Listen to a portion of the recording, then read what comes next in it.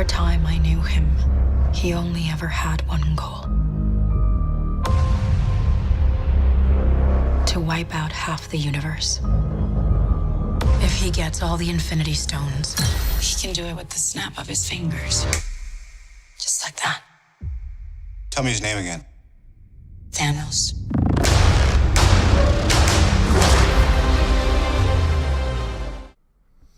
Marvel just dropped a new Avengers Infinity War trailer, and I'm here to give my take on it and everything that came before it. Note, I won't be doing a shot-for-shot analysis, I'm just going to take the parts that interest me the most.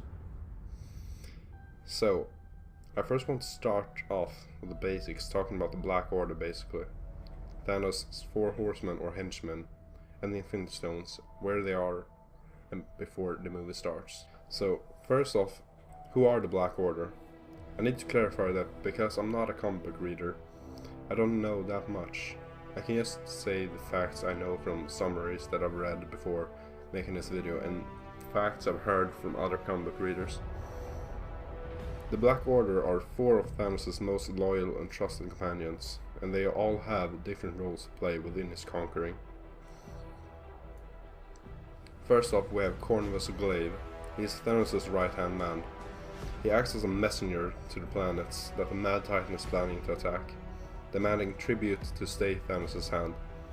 His powers include enhanced strength, speed, agility, and immortality drawn from his staff. He is married to Proxima Midnight. Next up is Proxima Midnight, the enforcer of Cornelius' messenger. Proxima also boasts the powers of enhanced strength, speed, and agility through her staff. Next is Black Dwarf, a monster whose heft could rival the Hulk's. Black Dwarf is Thanos' strongman. And last, Ebony Maw, the sorcerer and keen-minded manipulator of the team, who is more allied with Thanos than a loyal goon. Now we have the basics understanding of Thanos' Black Order. Let's look into where he needs to go to get all the Infinity Stones. We know by the time he gets to Earth, he has already gotten his hands on 2 of them. The Power Stone, which was left by the Guardians on Xandar, and the Space Stone, also known as the Tesseract, which Loki took from Asgard's vault before the planet exploded. The remaining stones are as follows: the Mind Stone, which is with the Vision; the Ether, also known as the Reality Stone, which was given by the Warriors Tree to the Collector, who has his home base on Nowhere; the Time Stone is with Doctor Strange; and the Soul Stone, which is the last one, has not been shown yet. There was a lot of speculation before Black Panther got released that it was hidden in Wakanda. But after seeing the movie, I no longer believe that it is. So I have 2 theories of where it is. Either it is as I always thought, and it is some kind of liquid or living matter, like the Ether was in Thor: The Dark World, and it has been inside Heimdall all this time. And that's the reason he can see everything. Or it is with Adam Warlock, who we haven't really met yet, except for one small mention of him in the end credits of Guardians 2. I think I shall call him Adam. We now know where the Infinity Stones are. We know kind of who the Black Order are. Now, what is the motivation of Thanos doing this? Well, the trailers haven't given us much to go on, but we know from Gamora's speech in the most recent trailer that as long as she's known, that has been his only dream. But in the comics, he actually has somewhat of an understandable reasoning to doing what he does. In the comics, Thanos is in love with the embodiment of death. And of what I can understand, she won't accept his love if he can't destroy the universe. And in the comics, Thanos actually destroyed half the universe once, quite easily. Just like Gamora says in the trailer, he did it with the snap of his fingers when he had all the Infinity Stones. I would guess that they go a similar route with his motivation in the movie, but can't at the moment say for certain. And while on the topic, I would just like to address the theory that Hela from Thor Ragnarok was the embodiment of death. It could be true, and that is why it looks like Thanos is going after Thor and the crew first. because most likely Hela died by Surtur when Asgard exploded. But it could just as likely not be true, because Hela never says she is death, but the goddess of death, which are not really the same thing. Either way, I can't wait to find out the real answer in the movie. Not a queen or a monster. I'm the goddess of death. What were you the god of again? Now with all that covered, I'm going to go into the footage we've seen, and I will tell you now that it could potentially contain spoilers for the movie, because I'm about to talk about everything I've seen, official or not. So I will talk about the leaked clips and the San Diego Comic-Con trailer.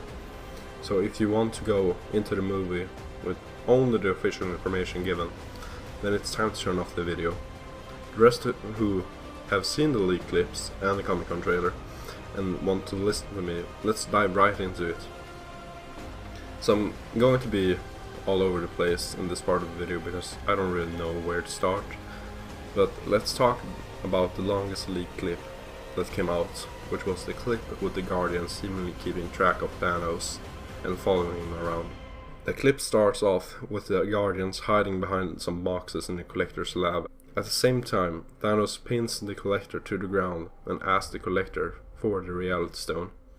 But from what I could gather from the 1-minute clip, the Collector has given the Reality Stone away to someone else. Who could that be? I have no idea. But I do believe that this is around the first 10 minutes of the film.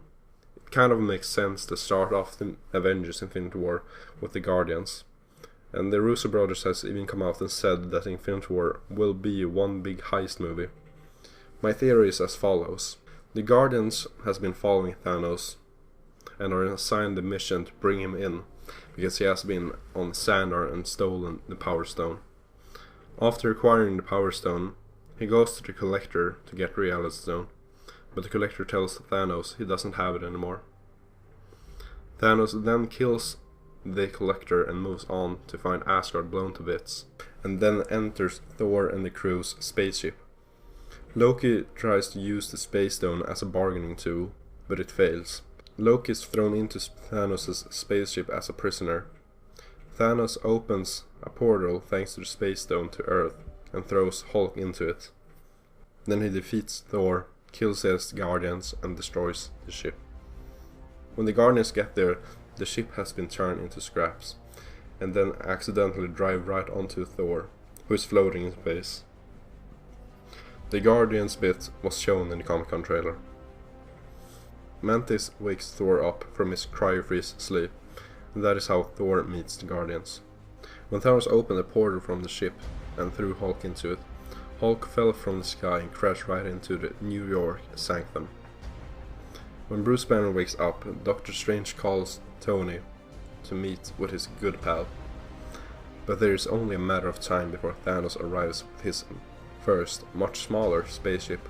Announcing his arrival is his first member of the Black Order, Corvus Glaive.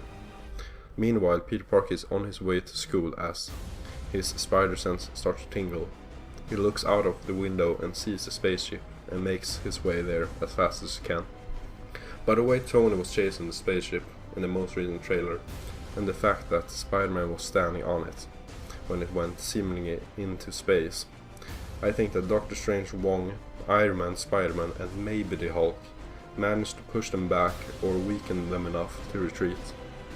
After events of Civil War, Vision and Scarlet Witch moved in as a couple together somewhere. I can't really tell where by the footage we have been given. They are probably alerted that something's coming by the way Scarlet Witch was using her powers on the Mind Stone from the first trailer. She could do it in Age of Ultron, so she can probably do it now as well. They are attacked by someone from the Black Order, but can't tell who. They get help from Captain America. He had been informed by Tony, I would assume. In the first trailer we get a shot with Wong, Tony, Bruce and Strange all lined up. And it looks like Tony is holding the phone that Cap gave him at the end of Civil War. Tony probably makes the call. Cap goes and gets Vision and Scarlet Witch, and Black Widow, War Machine, Falcon and Bruce Banner on the way. They all go to Wakanda to meet up with T'Challa and Bucky. The latest trailer gave us a lot of material to speculate and confirmed a lot of things. We know that all the Guardians won't go to Earth at the same time, as we see in the latest trailer. Groot and Rocket is staying in space with Thor. My theory is that Thor plans to bring an army to Earth to stop Thanos. So with the line we got in one of the TV spots, "Are you ready?" Ready? And him, Groot and Rocket being in some kind of spaceship, that is probably Thanos' big spaceship that was behind Thor's in the end credits of Ragnarok. And Thor needs to use his lightning at the same time Rocket switches something on in the spaceship so they can hijack it. Then Thor's plan is to go to all 9 realms to build an army he can use to defeat Thanos. We see at one point in the first trailer that Proxima Midnight throws her spear at Cap, and he catches that spear like a badass. This all probably takes place before Tony has given Steve a call about the incoming threat. Or it could also be after Tony's call on Cap's way to Vision and Scarlet Witch. We see in the latest trailer that Ebony Maw has captured Doctor Strange and is now torturing him, which seems very unpleasant. This to me tells me that Doctor Strange won't be a part of the final battle in this movie. I do think he will come back in part 2, but probably got defeated in this movie. So one part of the trailers that I can't really pick apart where it takes place is the real kind of destroyed city, which may not be a city, could possibly be another planet like Mars. If that is New York, then Thanos is shown quite early that he is really powerful, but if it's Mars, I wonder, how are Spider-Man and Tony breathing without masks? We have also been given a photo that was also shown as a scene in the Comic-Con trailer, that Thanos throws the moon, which I don't understand how he could do that without destroying the whole planet. We got the scene from the first trailer when Tony sits on the battlefield crying. Either Spider-Man is really hurt, almost dying, or it could possibly be Pepper Potts. He would probably be just as devastated if both of them died or got really hurt. Pepper is Tony's love, and Peter is like a son to Tony. That is why he was so harsh on him in Spider-Man Homecoming. I feel like both of them are just as likely as the other. Spider-Man is on the battlefield with Tony, that we know, but it could as well be Pepper, and here's why.